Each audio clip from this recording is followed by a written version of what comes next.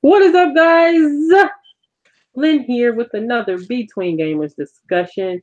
Today's discussion is going to be about basically, we're going to be paying homage to Satoru Iwata, who was the president of Nintendo for 13 years, who passed away 3 years ago today. We'll be discussing Nintendo and how it's uh, framed us or helped us in our gaming throughout the years, and how Satoru, um, how he has shaped Nintendo and things of that nature. So we'll go ahead and get started. Have everyone introduce themselves and go from there. So we'll start with Dre, Mr. UHC91. What's up, Dre? Hey. Hey everyone, it's Dre. And then we'll go with Dirty. Hi, Dirty. What's going on, people? It's your boy Dirty. I'm about to get into this discussion of Iwata. Iwata. Okay. All right. So who would like to get started? Um, I guess I can go with. So you want to, talk about like what he done for Nintendo and stuff like that. Yeah. What's up, EJ? What's going on, EJ? Um, well, since he was the president for Nintendo. Um, I believe as um, I think he was the youngest president out of all the presidents for Nintendo, Oh even wow. in the, yeah, even for Nintendo of America. Because even for Nintendo of America, because I think we had a guy named Howard. I forgot his first name. His last name was Howard, and I think he left. I think after the Super Nintendo or the N64 era. But when Iwata came, Iwata had ideas, with the Wii, how successful that was. Mhm. He was also a game designer from what was it, Labs? I think it was Lab Studio. Well, not Studio, but Labs. That's what he was, like a game designer, and he worked his way up, to become president. I can't remember the games that he worked on, Labs. I don't know. One of them was Kirby. I think one of them was the Kirby series for like the Game Boy and a home console that he worked on. But I mean, he did a lot of things, that was good for Nintendo. Mhm. But he also, to me, I think we're stuck in the old traditional way of Nintendo, because Nintendo been around, for over, a century. But they also got into gaming. They were just back then they were just into like card games and board games and other little stuff. And then they actually got into video games. Um, but with the success of the Wii, um, to me, a lot of people put the Wii down when they first seen it. I I thought, thought it was a I thought it was a cool idea. yeah, I was like, it's something different. really hard to Let's, get for a very long time. yeah. And I was like, yeah, I'm definitely getting this system. Um, because I'm a multi-console owner, and the only console I did not own was the original Xbox. And the reason why I didn't own that is because Microsoft was new, and I was like, I don't know if they're going to fall flat like other companies did, like like Atari, Jaguar, and stuff like that. I was like, I don't want to spend that money, and then they gone, next generation come, they not here. Mhm. But I remember seeing the idea with the Wii, and I was like, man, so cool. And just seeing some of the games that were that took advantage of motion controls that I thought was so cool. And he had his take on with the 3DS as well. So he had his hands in a lot of things. Mhm. And but I still think to this day he still had that old traditional way where it was like he was kind of like stubborn, to advance, the home console.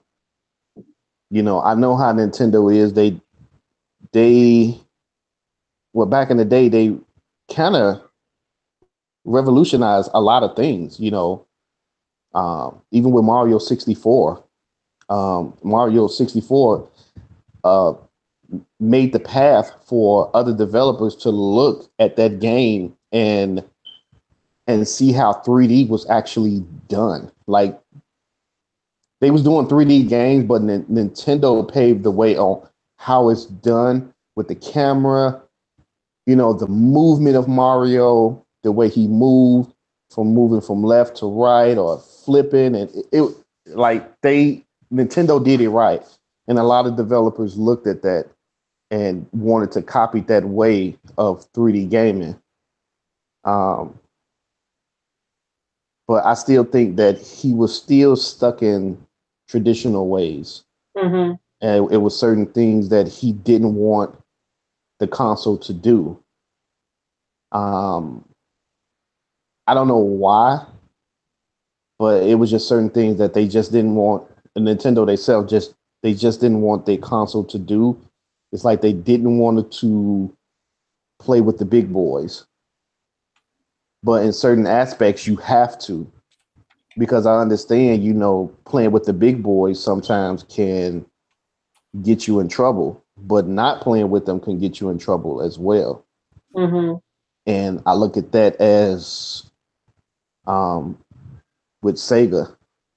When Sega used to go toe to toe with Nintendo, you can't do this on Nintendo. Genesis does what Nintendo don't. Sega was making a point where they wanted to be the number one, console in people homes. But after the Sega Genesis, and they add on with the 32X and everything, to me, and this is my opinion with Sega, they started to look elsewhere instead of focusing on Nintendo. And when they looked away from Nintendo and started looking at other rivals like um, Neo Geo, um, Atari Jaguar, they looked at them as they got powerhouse machines. So they looked away from Nintendo and focused on them. But to me, I think that's what really hurt Sega was as bringing out so much for one console with the Genesis, and then you turn around the next year and you have a Sega Saturn that nobody knew about until E3 of that year came out. Oh, go to the store and pick up the Sega Saturn. It's out now. And then 2 to 3 years later, you have the Dreamcast. To me, Sega lost their focus. And when I say they lost their focus from Nintendo.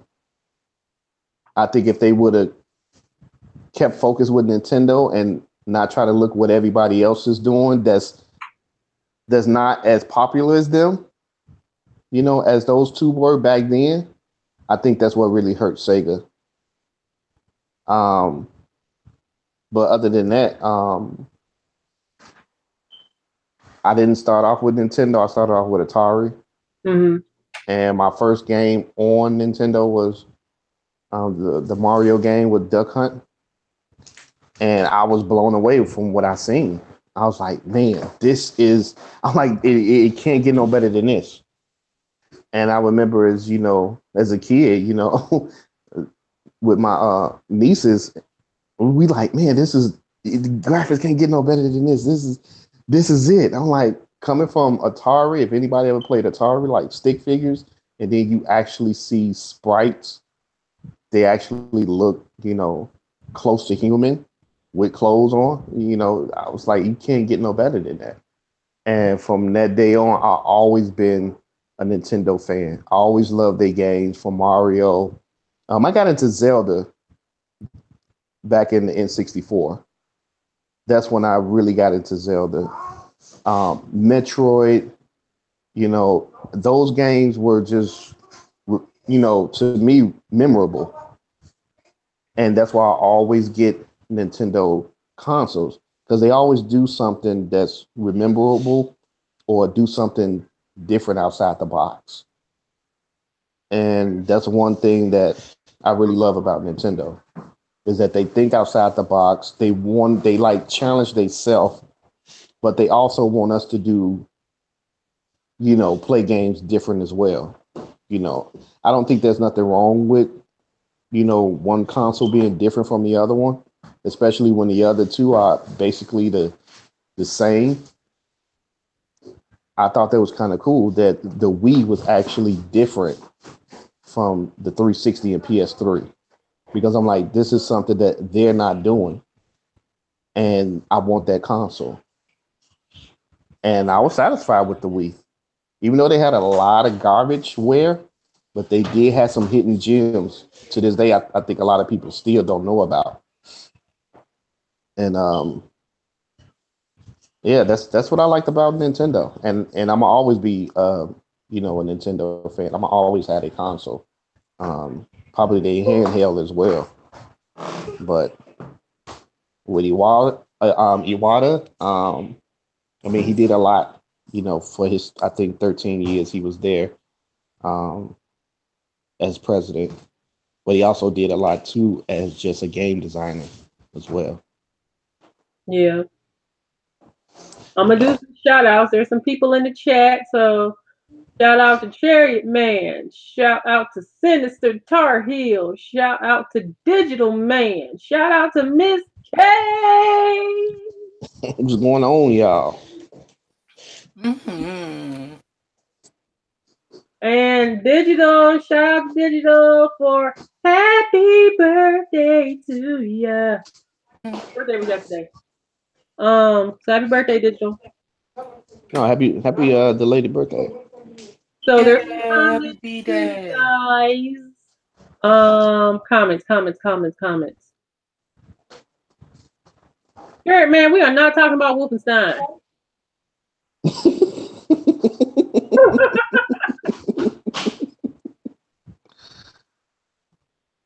So Sinister said what hurt Sega was miscommunication between I don't know what SOJ and SOA is. Oh, Sony Japan and Sony America? Is that what you're saying? Yeah, they had their little mishaps as well. Certain things they wanted to do between them two, but I still think that not taking your focus off one company and then you want to look at the other ones that's coming in. Yeah, that hurts you because now you're trying to be like them, and they're not really even established in the video game market. They just started, but you're liking their hardware and what they doing, and so you follow suit, and it just didn't work. So Digital said you're right. Sega lost their identity trying to compete way too hard. yeah, Sinister said Jaguar was jumped from day one. yes, it was. EJ said the VCS will be trash as well. Um, he said EJ said three video game console makers are good enough. You don't need a fourth one. I don't think there's room for a fourth one. It might, but I don't think it is.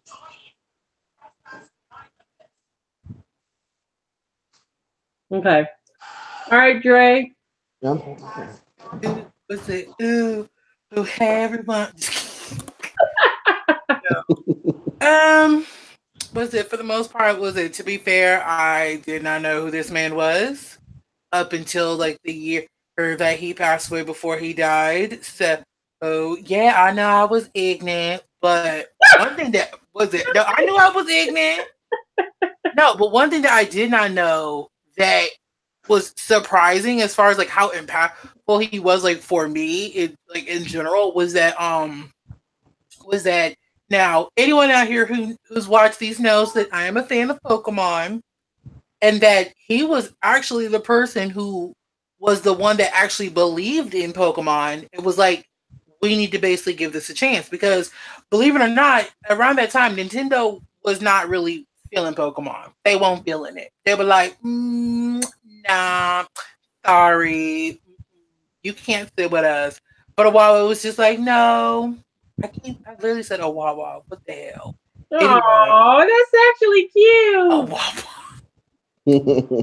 no, but Awada was the one that was just like, no, oh, like, let's actually, like, give it a chance, which I can't even imagine, like, was it Nintendo without Pokemon or even, like, not even having it. So it's just like, I'm just sitting here like, what? This man is the reason why I like was responsible for such a big part of my childhood. But I when I learned that, I was just like, damn, now that really makes me sad. Because like if it weren't for him, we wouldn't have had Pokemon. Like, Oh damn. my gosh. Like, Resonate on that for a minute though. yes, like imagine he was the one that literally said, let's give it a chance. And if he had not said that, we would have never had Pokemon. That is crazy.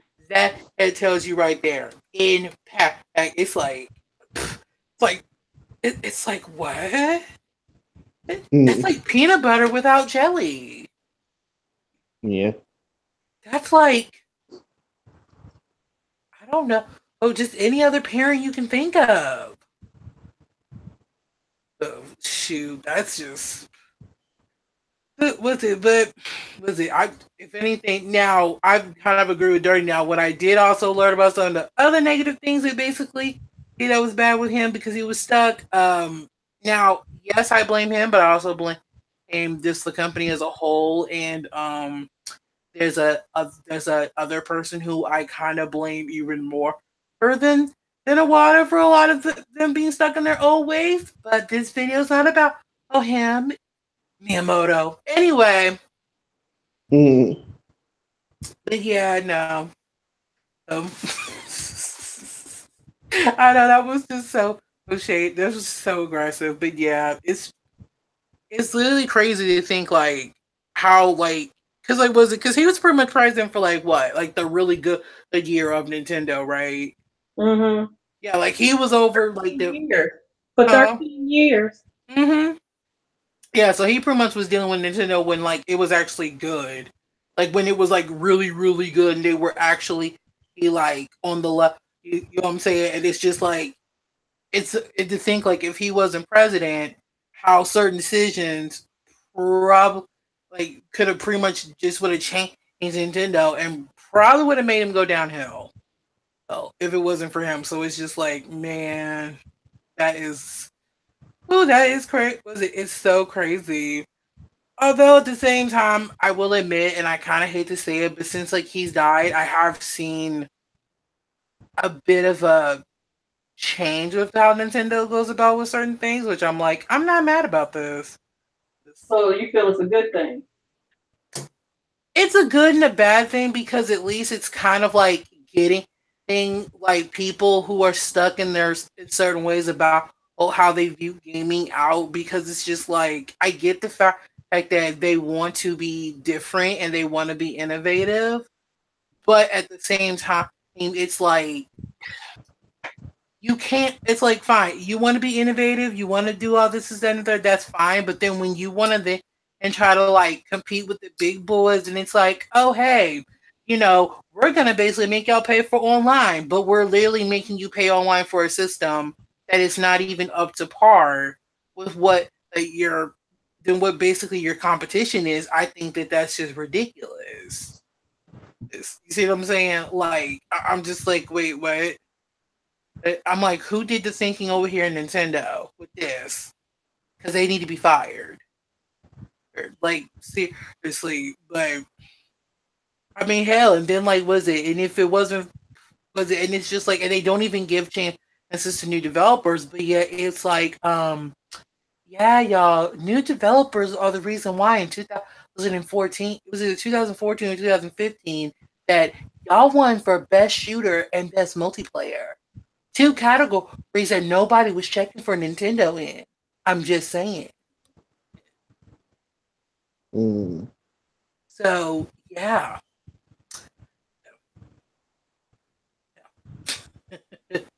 But yeah.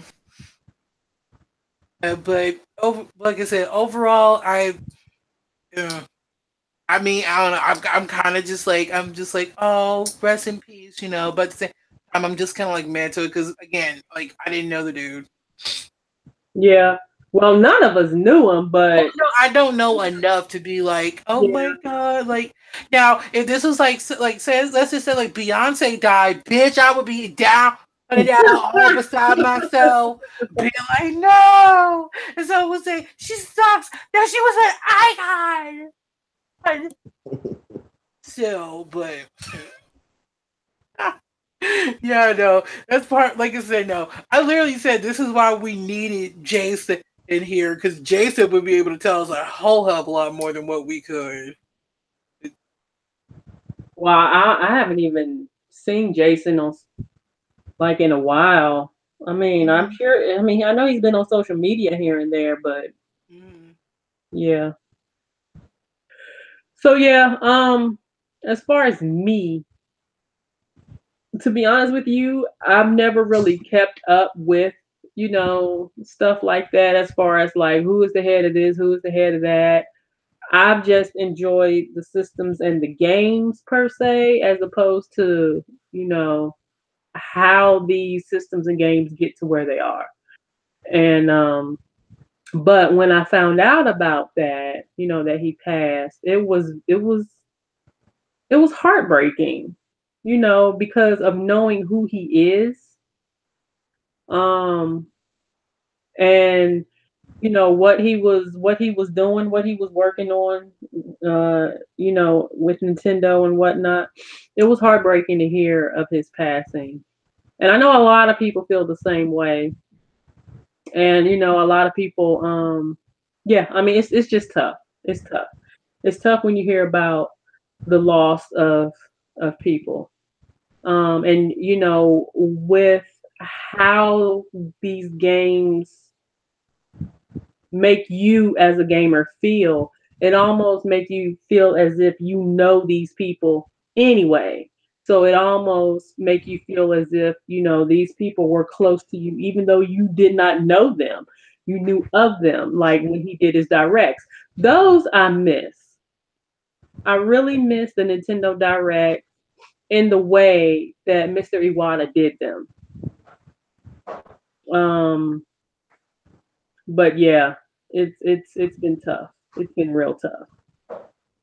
Mm. So, how has Nintendo impacted your gaming? How can I say this? How has Nintendo impacted your I guess love of gaming or whatnot over the years? And like, do y'all even think that we would have even had a DS or a Wii had it not been for Mr. Iwata? Who knows? I mean, it probably would have, but at the same time, it's hard to say whether or not if it would have actually been good. Mm-hmm. 'Cause, I mean, there was always like a market for like handheld things. Just like I just can't say like, what if it actually been like a certain way, or what if it actually been executed properly? You know Yeah. what I'm saying? So how has So, Nintendo impacted your gaming over the years? oh, like was it? I feel like was it? That was the first system I started out with.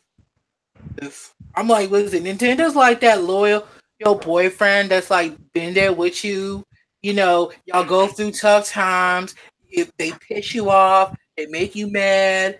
It was it, but overall, it's like, but at the end of the day, they never let you down. And it was even though some days these days they will let you down.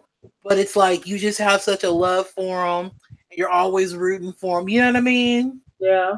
Mm-hmm. They, was it? No, they're not like like it's not like Xbox or Sony where it's just like you don't even know what the hell's going on. You just feel abused and used and just you don't understand and you left just wondering what the hell happened the next morning. Then like I said, Nintendo, they're good for being loyal. Like I said, they at least you know what you're getting with them. May not always be what you want, but Hmm. you know what you're getting into. Yeah. You know. So Yeah, what I about can you, I can then? agree with that. I could definitely agree with that. Mm-hmm. Like I said, just with just the games that Nintendo started out with, that I was able to play as a kid, into adulthood, you know, um, just seeing the different variations of, you know, the classic characters that I grew up with, from Mario and I mean Link. I mean, look how Link looked now from then he was just, a side scroll figure, and then he went bird's eye view, down top, with a little sword and his little shield. And now you have him now just, fully clothed and, running around and cooking and climbing and swinging. And it's it's awesome, to see those characters, that you grew up with, evolve even more, Um, but I wish they would bring back, some of the, nostalgia games. Say I still want a F-Zero. Um, Rave Ray's got to be like my favorite. Star Fox. I'm a big fan of Star Fox. I was disappointed with the Wii U version. I think I was more disappointed with the controls. I accept that you still wanted it kind of still kind of looked like Star Fox 64, but with just better textures. I got over that. It was the gameplay that really killed it for me. Um, like I said, sometimes what Nintendo do can be good, and then it can also be bad. And I take that Star Fox is bad. I know what's his name had an idea what he wanted to do with the game and the gamepad, Miyamoto, and that's fine. If you want to implement that, dude, go right ahead. Do what you do, but keep it traditional as well. If I need to go back to classic controls, like the Star Fox from Super Nintendo and N64, I should have that in my option. If I want to play the new way, what you created, that you forced us to play with, that's fine. But give me the option to take the controls back to old school, because I understand what he was trying to do, but it just did not fit. And you just messed up a Star Fox's game that to this day I still want to play this game, but I refuse to put that game in there just because of the controls. I'm like, it's just like I say. Sometimes Nintendo do stuff you know, that's good, and then they mess around and do something, take a step backwards. Then that's Nintendo. They go forward, and then for some odd reason, it's like they take a couple of steps back. Yeah, with the voice chat. Yeah, Mm-hmm. it's like little things like that. I don't understand, and see this what I don't understand. I don't know what Japan wants. What we want here in America that's different. I don't know if gamers over there in Japan, I don't know if they even care about voice chat like we do over here. I'm sure they probably don't. And I think this is why Nintendo don't even mess with voice chat. Or yeah, because it don't make sense. If you see your fans since the Wii U has been dying for voice chat and party, why wouldn't you give it to them? You know what I'm saying? If you had a handheld that did it, why wouldn't you let your console do it? Or why would you make it difficult for your console to do it? You know, you should already have it planned out, built, so when anybody third party, whoever want to come and use it, they should have no problem, and we should be able to just put our headphones on and you know and plug it right into the switch, and we're talking. But it seemed like they just making third party go the extra mile to get this function when it should just automatically be there. It's like it's there, but Nintendo is telling them build it yourself. We got the space. Here's the space, but you build it. We're not going to build it. So you could just come and it could be so easy for you to just link in and have everybody link up. That would have been cool. But Nintendo is like, hey, we got the space, but you have to build it, link into it to link everybody together. Like, that's ridiculous. But going back to the games, I really enjoyed the games that, Nintendo has put out. So, like I said, just to see them from when I was a kid to now, certain characters that they, still use to this day, how they, evolved over the decades. It's pretty cool. Yeah. And people still, and it's like people still remember these characters, even people that don't play video games, they could look at certain Nintendo characters and can name them. But if you ask them, do you play video games? They'd be like, no, I don't play it. But it's like Nintendo just have rememberable characters that, people see and remember. Like, oh yeah, that's Mario. Oh, I know who that is, but I can't remember his name. Because a lot of people, adults back in the day, used to thought that Link was actually Zelda. They'd be like, oh, I know that character. That's Zelda. Like, that's the name of the game, but that's not his name. So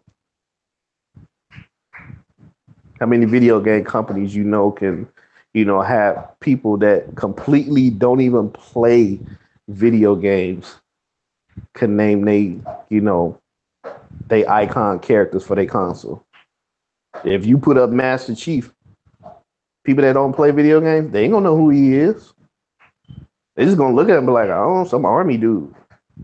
But if you put a couple of Nintendo characters up there, they can name them.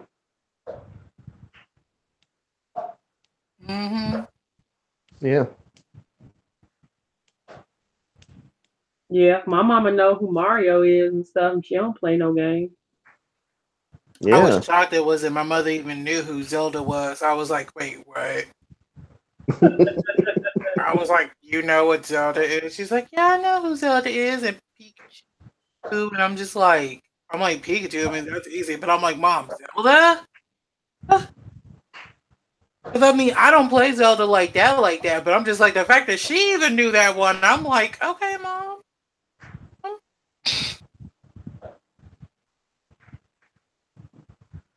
What about you, Lynn? How do you feel? About what? The way Nintendo has shaped my gaming experience? Mm-hmm. I started out with the Nintendo. And I played several different regular, old school Nintendo games. And of course I had my little Game Boys. I love the game. I used to love the Game Boy, except of course, the backlighting situation and everything.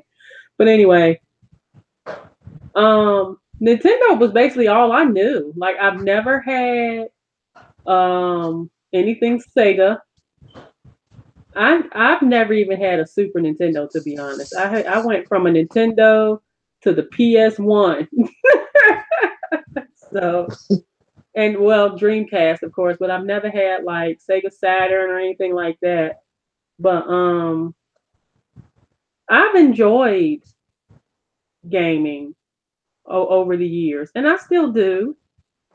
Nintendo especially because their games have always been memorable. They're colorful, they're beautiful, they're complete,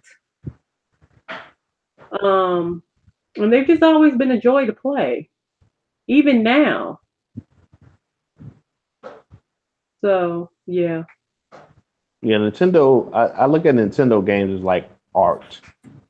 They have so many different ways of how they bring a character to life.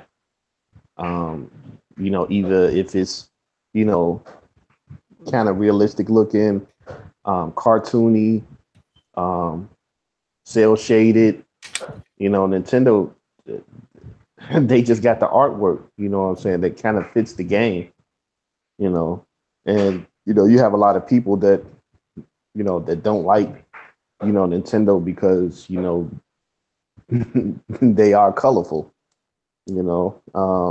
Just like last generation, I was just trying to figure out what was wrong with you a so-called gamer, but you don't like colorful games. You don't like Nintendo because their games are colorful, and that baffled me for so long. I'm like, wait a minute, you call yourself a gamer. The reason why you don't like Nintendo is because the games are too colorful for you as a grown man, and they look kiddie. I didn't understand that. I To this day I still don't understand that. If you would have told me something different, like, nah, I don't like Mario because to me it's basically the same thing, I can understand that. But to tell me I don't like Mario Nintendo because it's too colorful. I'm a grown man. I don't want nobody to see me playing nothing like that.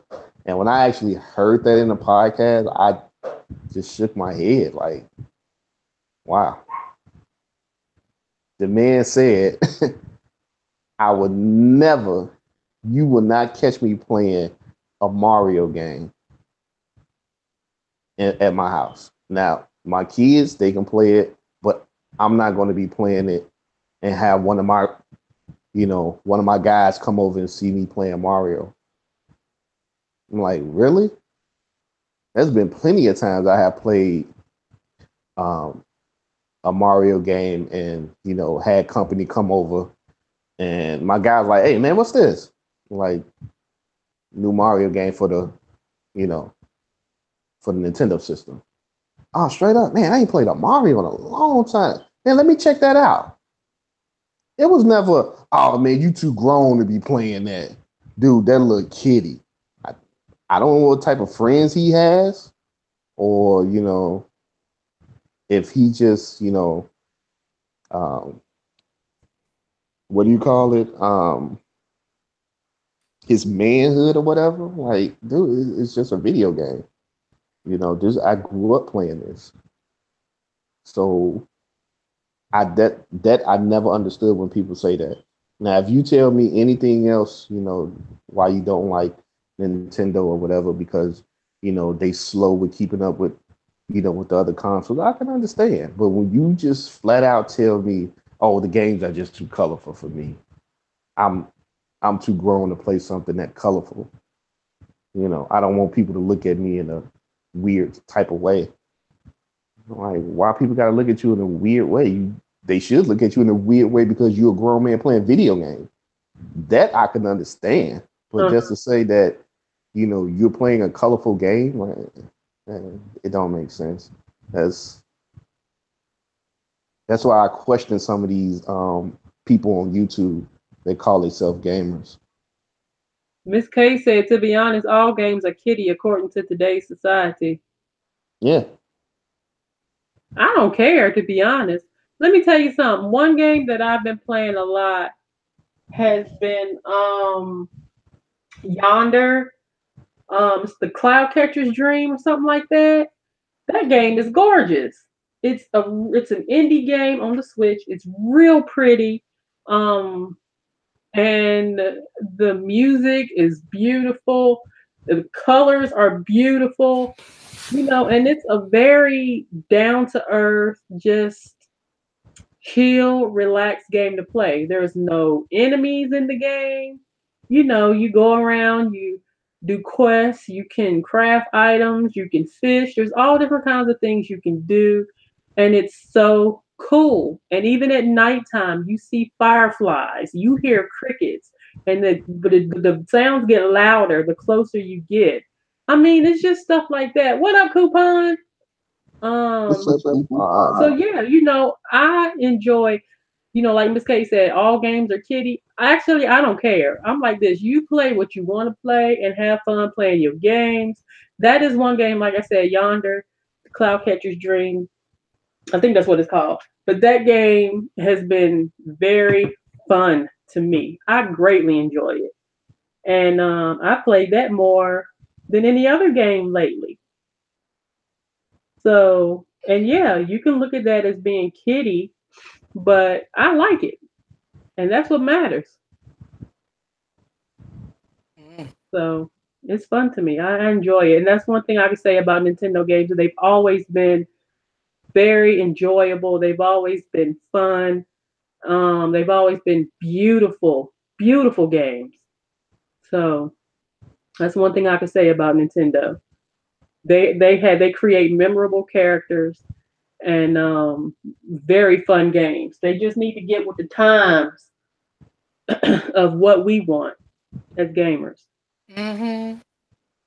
because the Switch could be so much more. So,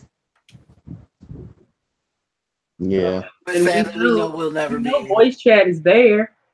I mean, that's been proven. yeah. You You don't know have to use the app either. exactly. Mm-hmm. So And Nintendo, it they need to get with it. and it was the same way on the Wii U.